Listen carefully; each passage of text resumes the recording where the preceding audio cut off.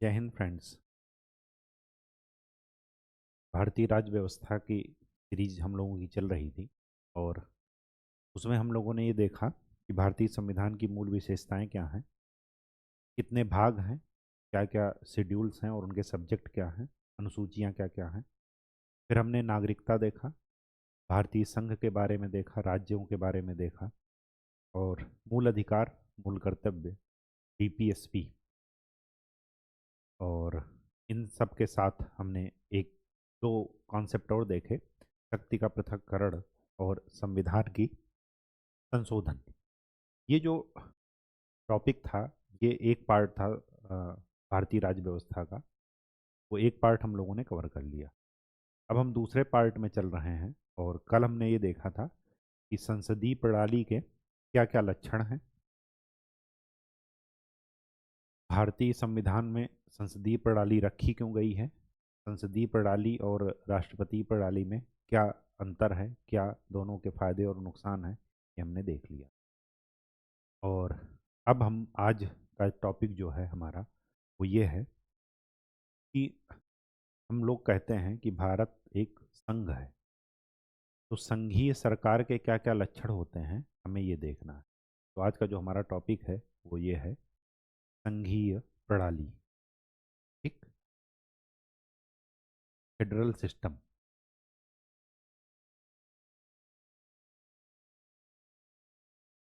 संघीय व्यवस्था या फेडरल सिस्टम।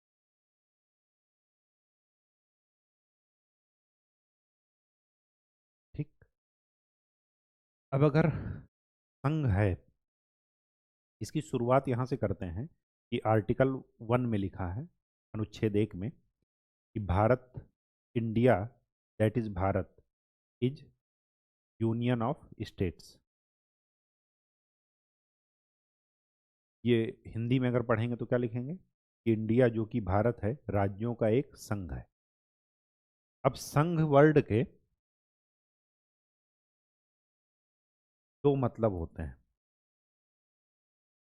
एक है फेडरल और एक है यूनियन। आर्टिकल 1 में हमें इस वर्ड का लिखा गया है, मतलब कि India that is Bharat is union of states. ठीक, फेडरल नहीं लिखा है, ध्यान रखिएगा। तो ये बहुत ही इंपॉर्टेंट बात है कि भारतीय संविधान में कहीं भी फेडरल वर्ड का इस्तेमाल नहीं किया, या हिंदी में बोलेंगे कि भारतीय संविधान में कहीं भी इससे रिलेटेड जो संघ का इस्तेमाल है उसका नहीं किया गया। संघ का इस्तेमाल किससे किया गया है? ठीक है, तो संघ शब्द का, यहाँ पर संघ का मतलब याद रखिएगा, फेडरल की बात की जा रही है। तो जब क्वेश्चन पेपर मिले तो इंग्लिश और हिंदी दोनों वर्जन देखिएगा, इंग्लिश वर्जन ही ऑथेंटिक होता है। तो इंग्लिश में अगर फेडरल वर्ड लिखा रहे तब स्टेटमेंट क्या होगा, सही होगा। लेकिन अगर इंग्लिश में यूनियन शब्द लिखा है और कहा गया है कि यूनियन शब्द का इस्तेमाल कहीं नहीं किया गया, तो ये स्टेटमेंट रॉन्ग होगा। ठीक, क्योंकि पहले ही अनुच्छेद में यूनियन का वर्ड वर्ड का इस्तेमाल किया गया है। तो संघ शब्द का क्या है? संघ शब्द का इस्तेमाल या उपयोग भारतीय संविधान में कहीं पर नहीं की।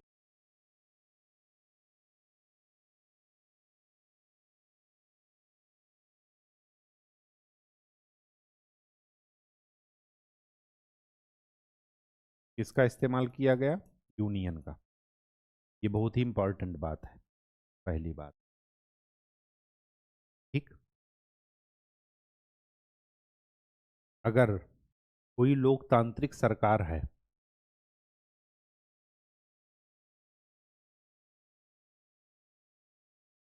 तो लोकतांत्रिक सरकार दो व्यवस्थाओं पर चल सकती है। या तो वहां पर होगा संघीय व्यवस्था, और इसका जस्ट अपोजिट होता है एकात्मक व्यवस्था।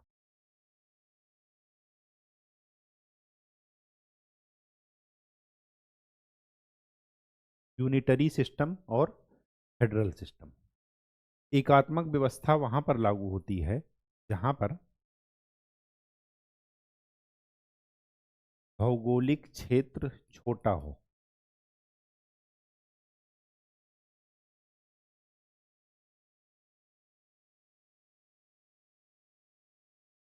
एरिया छोटा हो। समाज में विविधता कम हो। विभिन्न धर्मों के लोग, जाति भाषा के लोग ना रहते हों। तब हम कौन सा सिस्टम अपनाएंगे? यूनिटरी, एकात्मक व्यवस्था। ठीक।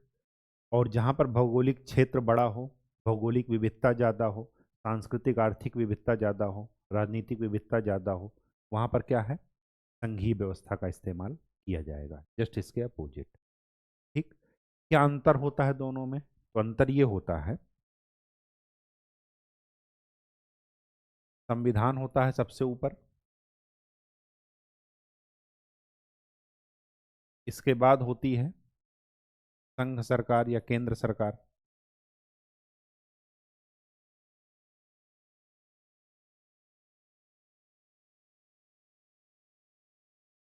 केंद्र सरकार के ही नीचे होती है राज्य सरकार, और फिर होती है जनता। यहां पर आपको ये ध्यान में रखना है कि मेन गवर्नमेंट है केंद्र सरकार। राज्य सरकार उसका क्या है? एक क्षेत्रीय पार्टी है, या ये कहिए राज्य सरकार इसके नगर निगम की तरह होती। नगर निगम की तरह। और इंपॉर्टेंट बात, इनको कोई भी संवैधानिक शक्ति नहीं होती।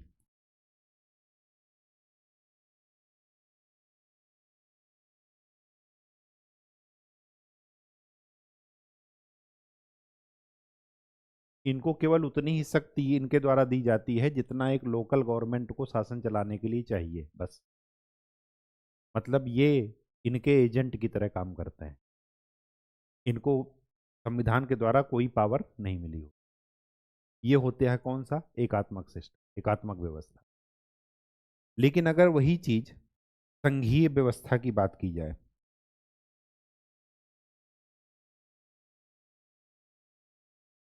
संघीय व्यवस्था में क्या है? संविधान है,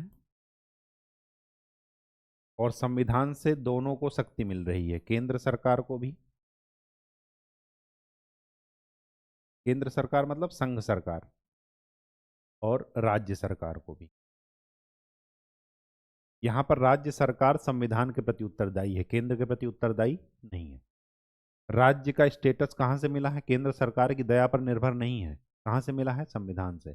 और ये दोनों जाकर के जनता की भलाई के लिए काम करते हैं। ऐसा कुछ सिस्टम। तो ये है संघीय व्यवस्था। ठीक। भारत में संघीय व्यवस्था ही है, केंद्र और राज्य के लिए अलग अलग प्रोविजन है संविधान में। ठीक है। अब ये जो संघीय व्यवस्था है, इसके दो मॉडल हैं।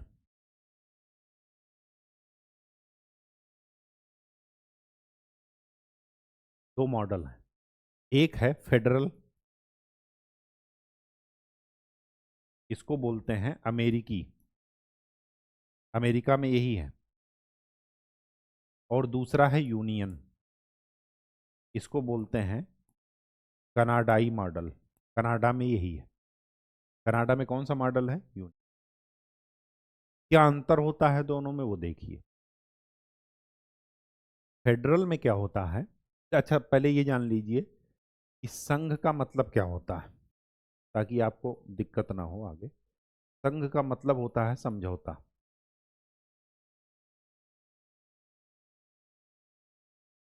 फेडोकोस वर्ड है एक, उसी से फेडरल बना है, और उसका मतलब क्या है?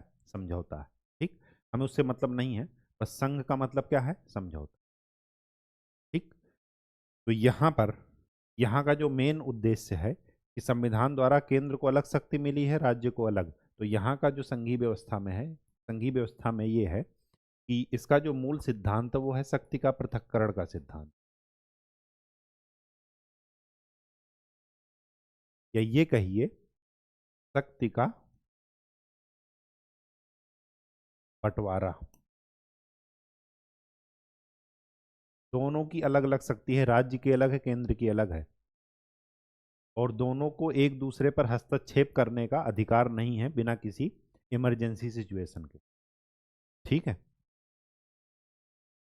तो यहां पर दो मॉडल हैं, दोनों में अंतर क्या है वो देख लेते हैं। देखिए, जब संविधान दुनिया का पहला लोकतंत्र कौन सा है? अमेरिका। एक आधुनिक लोकतंत्र में अमेरिका की गिनती होगी, पहला लोकतंत्र। तो वहां पर क्या था? 13 कॉलोनी थी, 13 उपनिवेश थे, वो आपस में मिल करके क्या बनाए? एक संघ बनाए। जिस समय वो आपस में समझौता करके एक संघ बनाए थे, उस समय उन्होंने ये लिखा था कि हम लोग आपस में एक कॉमन पॉइंट बनाते हैं कि ये पालन करेंगे, और ये इस एक केंद्र बना लिए। और उसके बाद क्या किए? उसमें ये भी लिखा था कि अगर जिस राज्य को ये समझौता तोड़ना चाहे, वो तोड़ करके अलग हो सकता है केंद्र से। अब एक सोचने वाली बात है, जब अमेरिका आज़ाद हुआ उसके कुछ साल बाद ही, 4 साल बाद ही गृह युद्ध हो गया।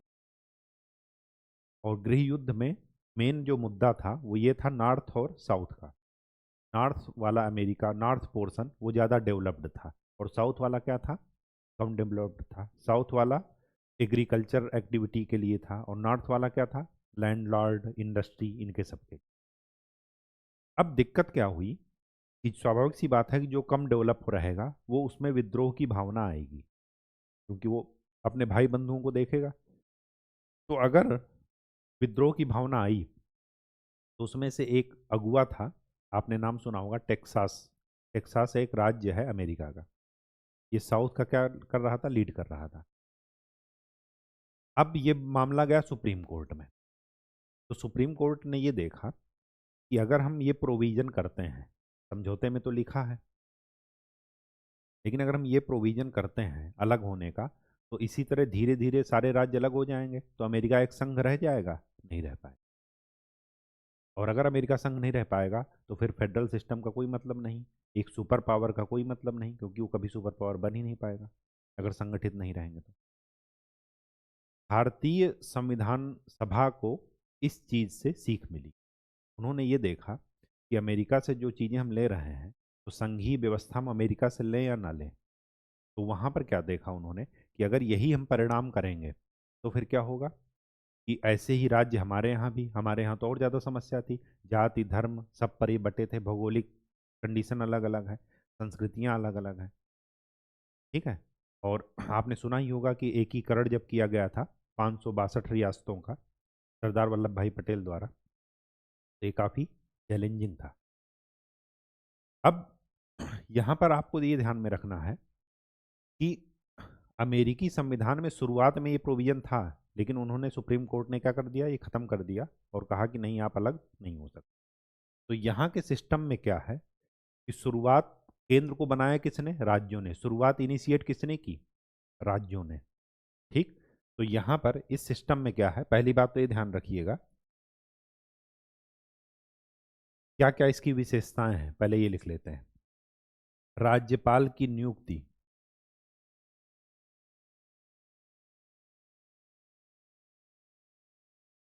सीधे जनता द्वारा। और अपने यहाँ क्या है? भारत में, भारत में क्या है? राज्यपाल केंद्र के द्वारा नामित होता है, नॉमिनेट किया जाता है। ठीक, उसका चुनाव नहीं होता, चुनाव मुख्यमंत्री का होता है। सेकंड, यहाँ पर क्या है कि जो सूची है ना, संघ सूची, राज्य सूची, जिस जैसे अब भारतीय संविधान में 7वीं अनुसूची जो होता है, वहाँ पर तीन, वहाँ पर क्या है, तीन सूचियाँ हैं, लिस्ट हैं कि संघ की अलग है, यूनियन लिस्ट अलग है, स्टेट की अलग है, और कॉन्करेंट लिस्ट, समवर्ती सूची अलग है। तो यहाँ पर क्या है कि केंद्र मतलब एक ही सूची है, केवल संघ सूची। संघ सूची में जो सब्जेक्ट लिखे हैं वो संघ के हैं, बाकी जितने भी बचे हैं, अवशिष्ट हैं, वो किसके पास हैं? राज्य के पास। नागरिकता भी यहां पर दो है।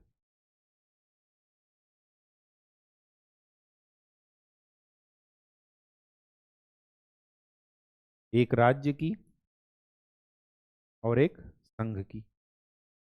एक राज्य का भी ना वो नागरिक होगा और अमेरिका का भी नागरिक होगा। ठीक।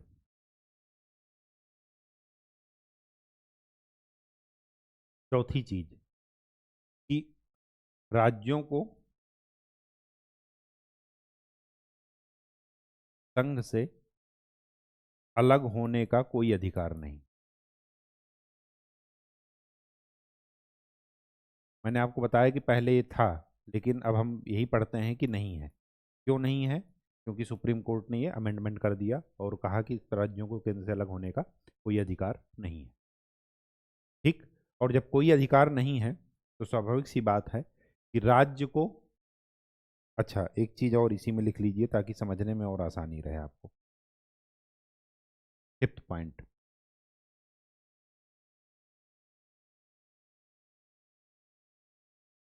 फिफ्थ पॉइंट क्या है कि राज्यों की सहमति के बिना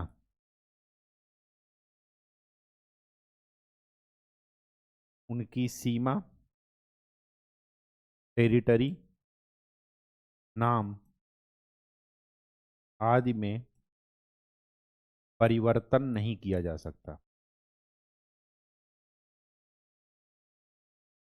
मतलब स्टेट ज्यादा पावरफुल हैं, कहने का ये मतलब है। ठीक। और अगर स्टेट ज्यादा पावरफुल होंगे तो स्वाभाविक सी बात है कि केंद्र क्या है, उनकी इच्छा पर डिपेंड करेगा कि कब तक वो केंद्र को रखना चाहें। ठीक। इसी वजह से, इन दो प्रोविजन की वजह से अमेरिकी संविधान को अनस्वर राज्यों का अनस्वर संघ कहा जाता है। ठीक। या इसी को और सिंपल भाषा अनस्वर का मतलब अविनाशी, जिसको नष्ट ना किया जा सके। अविनाशी राज्यों का अविनाशी संघ भी कहा जाता है। ठीक। लेकिन ये कब कहा गया? वो जब उन्होंने गृह युद्ध की समस्या देख ली उसके बाद। अब देखिए, कनाडा में क्या है, केंद्र ज्यादा मजबूत,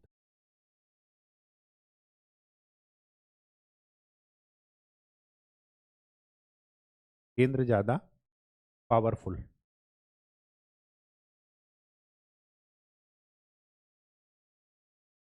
और भारतीय परिस्थितियां ऐसी थी जब भारत आजाद हुआ था कि वहां पर एक मजबूत केंद्र की जरूरत थी ही थी। अदरवाइज क्या है कि हमने रियासतों का एकीकरण किया था और उसके बाद वापस से फिर से लड़ाई झगड़ा हो करके आपस में सब बढ़ जाते। तो हमें मजबूत केंद्र की जरूरत थी। और यहीं पर हमने आर्टिकल 1 में लिख लिया था, क्या लिख लिया था कि संघ में दो बातें शामिल हैं। कौन सी दो बातें? पहला, भारतीय संघ राज्यों के समझौते का परिणाम नहीं है। ये बहुत बड़ी बात है।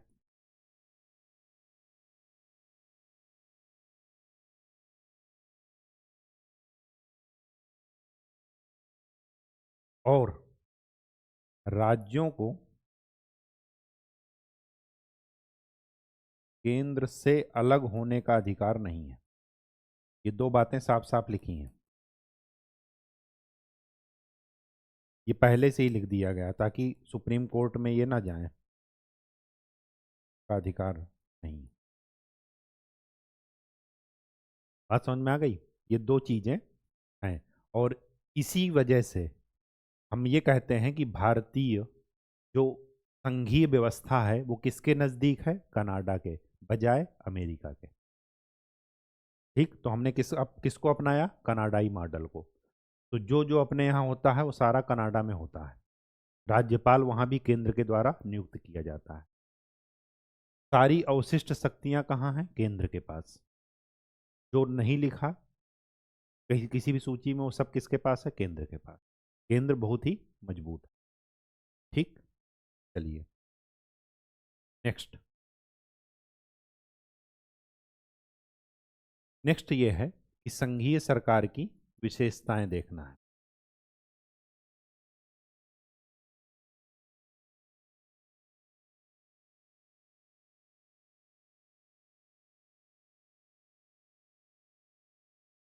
एक तरफ संघीय सरकार बना लीजिएगा, एक तरफ एकात्मक,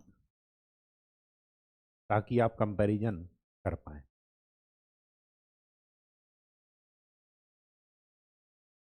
ठीक, संघीय सरकार में क्या होता है? दोहरी सरकार होती है। दोहरी सरकार कौन सी? एक केंद्र के स्तर पर और एक राज्य के स्तर पर, और दोनों की अलग अलग पावर होती है। यहां पर एकात्मक सरकार होती है। इसका उदाहरण चीन। ठीक, वहां पर क्षेत्रीय दल भी क्या है? जो केंद्र पर दल है उसी के क्या है? एजेंट है, मतलब वही दल, उसी दल का शासन है। ठीक है, सो नीचे से लेकर के ऊपर तक। सेकंड, यहां पर लिखित संविधान है। ये संघीय सरकार की विशेषता है कि लिखित संविधान होना ही है। क्यों? क्योंकि जब जो है दो लोगों को जो है शक्तियां अलग अलग मिल रही हैं, तो किसके द्वारा मिलेंगी? संविधान के द्वारा। तो हर चीज लिखी होगी, अदरवाइज क्या होगा? आपस में क्लैश होगा। यहां पर क्या है? लिखित हो भी सकता है, नहीं भी। संविधान लिखित हो भी सकता है और नहीं भी।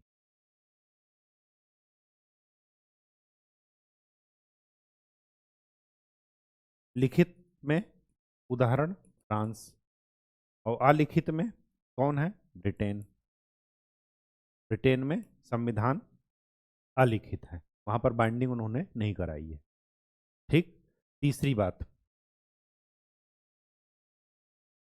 सबसे मोस्ट इंपॉर्टेंट बात जिसकी वजह से संघीय व्यवस्था जानी जाती है, शक्ति का विभाजन, बंटवारा। किसमें बंटवारा? राज्य और क्षेत्र, केंद्र में। ये सबसे बड़ी बात है लिखित संघीय सरकार की, ये ध्यान रखिएगा। केवल और केवल इसकी वजह से ही लिखित संविधान आता है। तो कोर जो है संघीय संविधान का, वो क्या है? शक्ति का विभाजन। अगर शक्ति का विभाजन नहीं होगा तो व्यवस्था संघीय नहीं होगी। ठीक, यहां पर कोई विभाजन। मैंने आपको बताया कि क्षेत्रीय दल क्या है? उनके एजेंट की तरह काम करते हैं राष्ट्रीय दल के। ठीक, फोर्थ, यहां पर संविधान की सर्वोच्चता होती है।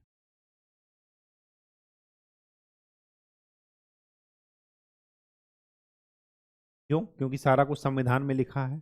अगर कुछ डिस्प्यूट हुआ तो निर्णय कैसे होगा? कि संविधान ही सर्वोच्च है, संविधान से ऊपर कोई नहीं है। यहां पर संविधान सर्वोच्च हो भी सकता है, नहीं भी।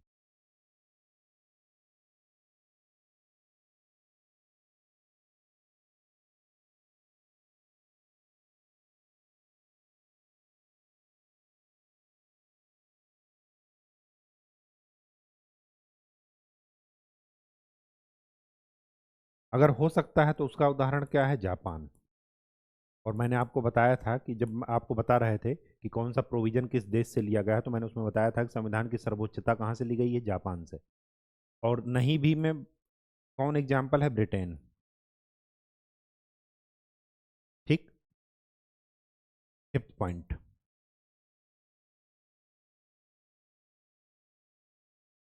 कठोर संविधान।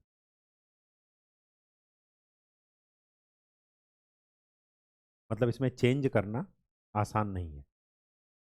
मैंने संविधान संशोधन बताया था, तो वहां पर बताया था कि 2/3 मत चाहिए। ठीक, अमेरिका में।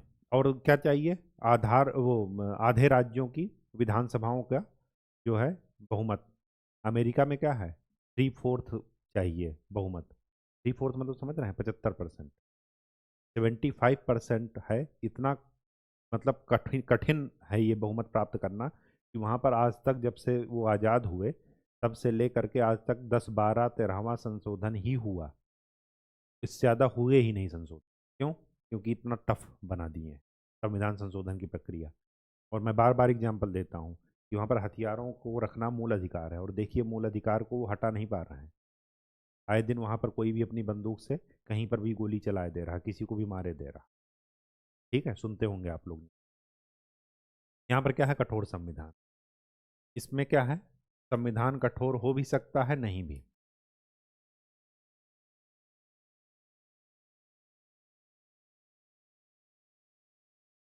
हो भी सकता है और नहीं भी। जहाँ पर संविधान कठोर हो सकता है उसका उदाहरण है फ्रांस, और जहाँ पर नहीं हो सकता उसका उदाहरण है ब्रिटेन। यहाँ पर अब मैंने आपको बताया है कि ब्रिटेन की पार्लियामेंट दो ही काम नहीं कर सकती। एक, मरे को जिंदा नहीं कर सकती, और दूसरा, लड़की को लड़का या लड़के को लड़की नहीं बदल सकती। बस बाकी वो सब कुछ कर सकती है ब्रिटेन की संसद। ठीक। फिफ्थ, स्वतंत्र न्यायपालिका।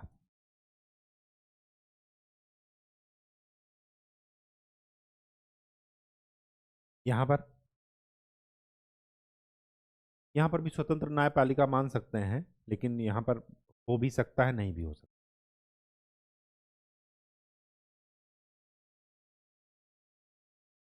जनरली होती है सभी जगह। ठीक। अब जैसे चीन में है, एक ही दल का शासन है, वहां पर न्यायपालिका की क्या जरूरत है? कोई जरूरत नहीं, क्योंकि सारा कुछ क्या है? एक ही दल पर डिपेंड करेगा। 6 पॉइंट, द्विसदनीय विधायिका। द्विसदनीय विधायिका मतलब लोकसभा, राज्यसभा। यहां पर हो भी सकता है, नहीं भी।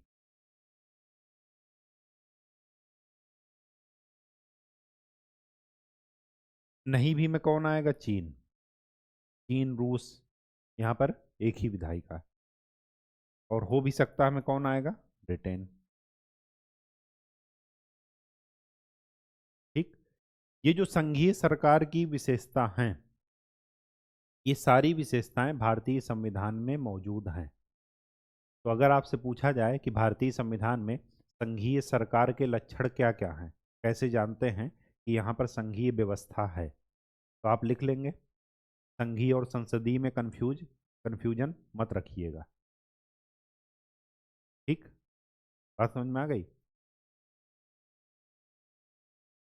तो लिख लेते हैं यहाँ पर भारतीय संविधान में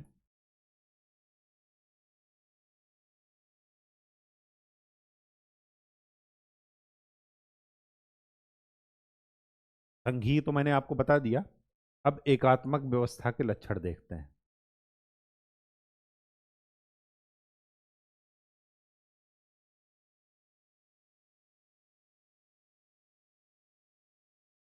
संघीय तो है ही, एकात्मक में देख लेते हैं कि क्या है। और भारतीय संविधान इन दोनों का मिला जुला स्वरूप है। ठीक है। संघीय ज्यादा है, एकात्मक कम है। लेकिन इमरजेंसी के समय ये एकात्मक अपने आप बन जाता है। और सबसे मजे की बात यह है कि दुनिया में इकलौता ऐसा संविधान है जो ऐसा प्रोविजन करता है बिना किसी संविधान संशोधन के। मतलब संविधान संशोधन नहीं करना पड़ता एक संघीय से एकात्मक बनाने के लिए, वो अपने आप हो जाता है। और ये अनूठी विशेषता है केवल और केवल भारत के संविधान में, और दुनिया के किसी भी संविधान में ऐसा प्रोविजन नहीं है। ठीक। तो सबसे पहली बात,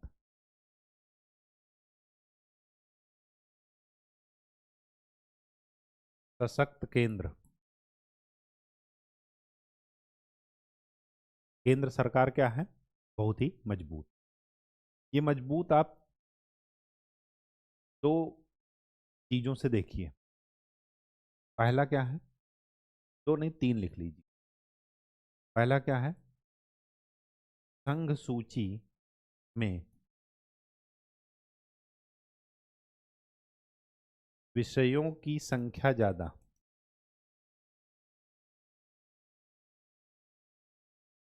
कितने विषय हैं ये, 97 थे।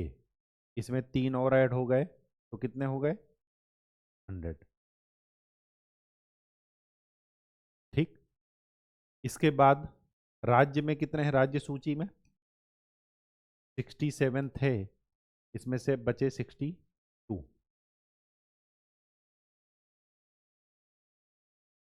ठीक। और समवर्ती में, समवर्ती सूची। ठीक। सशक्त केंद्र में दूसरी बात यह है कि संघ सूची में महत्वपूर्ण विषय रखे गए हैं। इससे भी आप जान सकते हैं, क्या ये भी बता दें, अच्छा समवर्ती सूची में लिख लीजिए, ये 47 से अब कौन हो गए हैं, कितने, 52। ठीक। तो ये चीजें जरा ध्यान में रखिए। कहाँ पर मैटर जाता है, संघी सूची। महत्वपूर्ण विषय भी संघ में ज्यादा है, संघ में ही है। ज्यादा क्या, महत्वपूर्ण विषय क्या है, संघ में ही। ठीक। और तीसरी बात जो सबसे अहम बात है वो ये है कि राज्यों का अस्तित्व ही केंद्र पर निर्भर है। क्यों, क्योंकि राज्यों से पूछे बिना उनका नाम परिवर्तन कर सकता है केंद्र, बिना किसी संविधान संशोधन के। मैंने आपको बताया है जब संविधान संशोधन पढ़ाया था कि राज्य पूरी की पूरी तरह केंद्र की दया पर है। इस मामले में का सीमा परिवर्तन करना हो केंद्र कर सकता है, उनका नाम परिवर्तन करना हो कर सकता है, दो राज्यों को मिलाना हो कर सकता है, दो एक राज्य के दो टुकड़े करना हो कर सकता है केंद्र, बिना उस राज्य की परमिशन के। ये ध्यान रखिए। ठीक।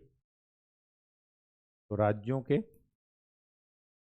नाम, सीमा में परिवर्तन उनकी सहमति के बिना होता है।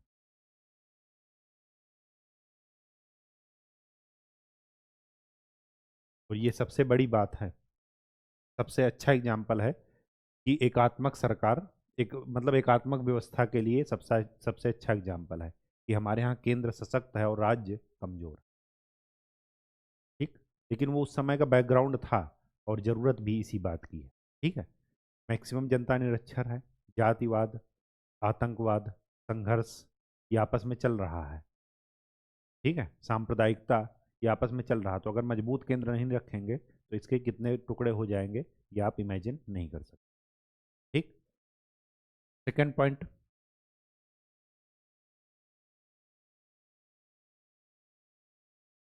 यहां पर लिख लीजिए, राज्य अनस्वर नहीं है।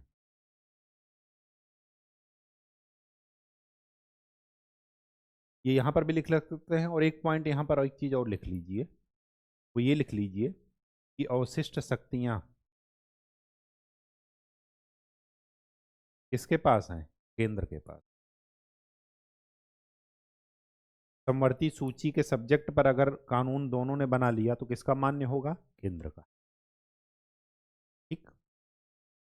राज्य अनस्वर नहीं है, राज्यों का पूरा मतलब राज्यों का विनाश किया जा सकता है, दो राज्यों को मिलाया जा सकता है, उनके टुकड़े किए जा सकते हैं, इस वजह से ये पॉइंट लिखा गया है, राज्य अनस्वर। तीसरी बात, एकल संविधान,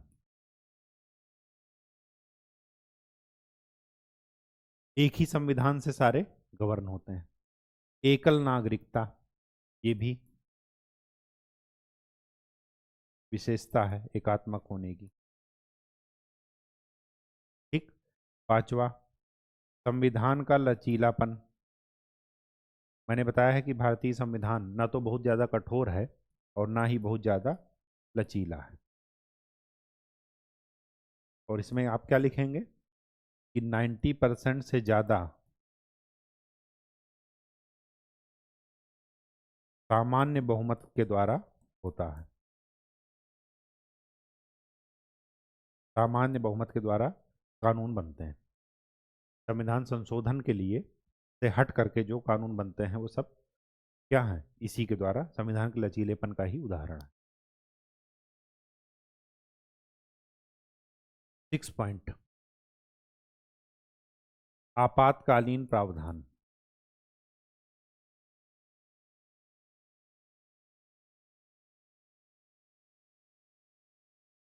आपातकालीन प्रावधान में आप ये ध्यान रखिएगा कि संविधान संघात्मक से एकात्मक बन जाता है बिना किसी संविधान संशोधन के, कॉन्स्टिट्यूशनल अमेंडमेंट के। और ये सबसे अनूठी विशेषता है भारतीय संविधान की। सारी पावर किसके हाथ में आ जाती है? केंद्र के हाथ। ठीक, और उसको संविधान संशोधन भी नहीं करना। 7th पॉइंट ये है कि एकल निर्वाचन आयोग या निर्वाचक व्यवस्था एक ही है। आपने पढ़ा होगा कि निर्वाचन आयोग ही दोनों चुनाव कराता है, लोकसभा के भी और विधानसभा के भी।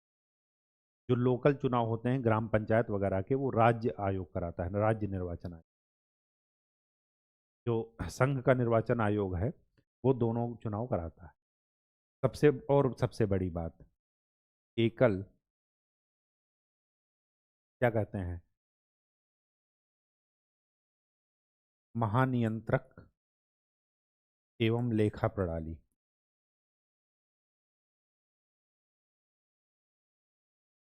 आपने सुना होगा कैग ही दोनों के ऑडिट करता है, केंद्र सरकार का भी और राज्य सरकार का भी। ठीक, एक चीज और, राज्यपाल की नियुक्ति, ये कैग को नियुक्त कौन करता है? राष्ट्रपति। जब हम लोग कैग पढ़ेंगे तब बताएंगे। ठीक, राज्यपाल की नियुक्ति ये भी कहाँ से ली गई है? कनाडाई मॉडल से। और वहां पर क्या है? केंद्र सशक्त है। ये एकल एकात्मकता के एकात्मकता के क्या है? एग्जाम्पल है। एक और लिख लीजिए, all India services. All India services, America में क्या है? दो ही सर्विसेज हैं, एक संघ की एक राज्य की। ऑल इंडिया सर्विसेज नाम की कोई वो नहीं है। लेकिन यहाँ पर क्या है? All India services. ये क्या है? इनकी नियुक्ति केंद्र सरकार की होती है, केंद्र सरकार के द्वारा। और ये काम कहाँ करते हैं? राज्य सरकार के अंदर। राज्य सरकार का तात्कालिक नियंत्रण होता है, लेकिन फाइनल नियंत्रण किसका होता है? फाइनल अप्रूवल कौन देता है? केंद्र सरकार। ठीक, एक चीज और लिख लीजिए,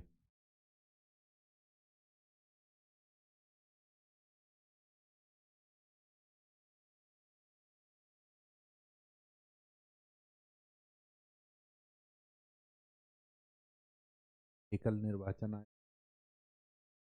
हाँ, राज्यों के विधेयकों पर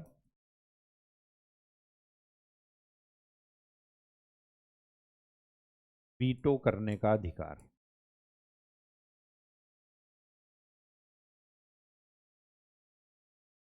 राज्य ने कोई विधेयक बनाया, राज्यपाल को अच्छा नहीं लगा, राज्यपाल या तो अपने पास रख देंगे, राष्ट्रपति के पास भेज देंगे। राष्ट्रपति क्या कर सकते हैं? अनुमति दे भी सकते हैं, नहीं भी दे सकते। ठीक, तो ये सब क्या है? संविधान की एकात्मक व्यवस्था की ओर इंगित करती। लेकिन ध्यान रखिएगा कि हमारा संविधान संघीय है, उसमें संघीय लक्षण ज्यादा, वो संघीय है, उसमें संघीय लक्षण कम है और एकात्मक लक्षण ज्यादा है। तो ये दुनिया का अनूठा संविधान है। और यही भारत की तत्कालीन सामाजिक, भौगोलिक, आर्थिक, राजनीतिक परिस्थितियों के अनुकूल यही पद्धति थी और आज भी यही है। अगर ये ना होता तो क्या होता? अब तक इसके ये पद्धति भी क्या हो गई होती? चेंज हो गई। ठीक है, जो मैंने आपको बताया था कि सरदार स्वर्ण सिंह समिति बनी थी, उसमें ये कहा गया था के पास ये था मैटर कि संघीय व्यवस्था को चेंज करके एकात्मक बना लिया जाए, लेकिन उन्होंने कहा कि नहीं, संघीय व्यवस्था अच्छा काम कर रही है और इसको कंटिन्यू किया। ठीक है, उन्हीं के रिकमेंडेशन पर मूल कर्तव्य वाला प्रोविजन आया। ठीक है, अब देख लेते हैं। अच्छा, एक चीज और।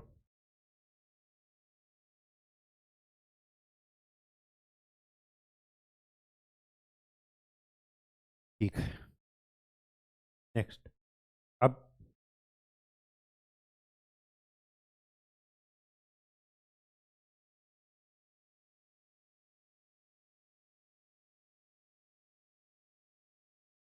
भारतीय संविधान संघीय है,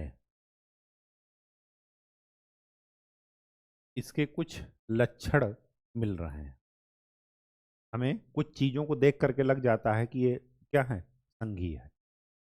जो संघीय विशेषता है वो तो है ही है, लेकिन हम कैसे उदाहरण देकर कह सकते हैं कि ये संघीय है? तो उसका पहला एग्जाम्पल ये है,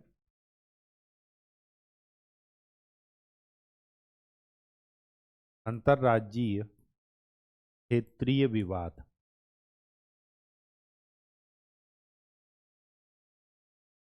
एक जमीन के लिए, टुकड़े के लिए, कोई राज्य कह रहा नहीं ये हमारे क्षेत्र में है, और कोई कोई राज्य कह रहा है नहीं ये हमारे क्षेत्र। और इसका सबसे अच्छा एग्जाम्पल याद रखिएगा, बेलगाम। बेलगाम है जो दो के बीच विवादित है, कर्नाटक और महाराष्ट्र, दोनों की सीमा पर इस पर विवाद चल रहा है।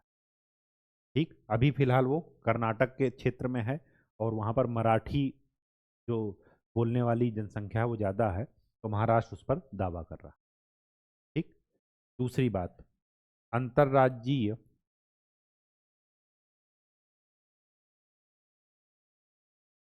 नदी जल विवाद।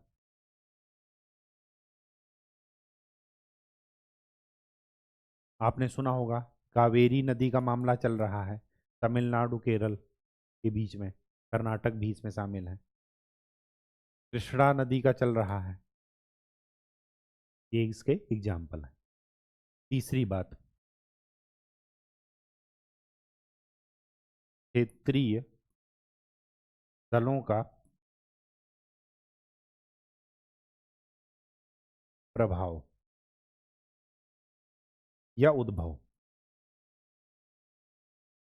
ये भी बता रहा है कि संघीय शासन है। अगर क्षेत्रीय दल ना होते, इसका मतलब एक ही दल होते, खाली एक ही पार्टी होती, या तो बीजेपी या कांग्रेस, ऐसी मल्टीपल पार्टीज नहीं बनती। ये क्या व्यवस्था कर रहा है, संघीय को बता रहा है। चौथी बात,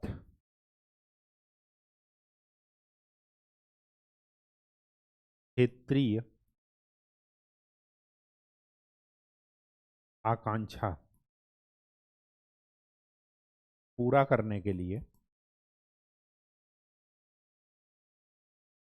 नए राज्यों का गठन भी किया जा रहा।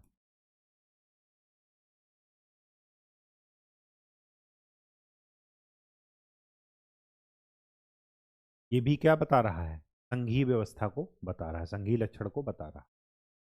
पांचवी बात, राज्यों द्वारा केंद्र से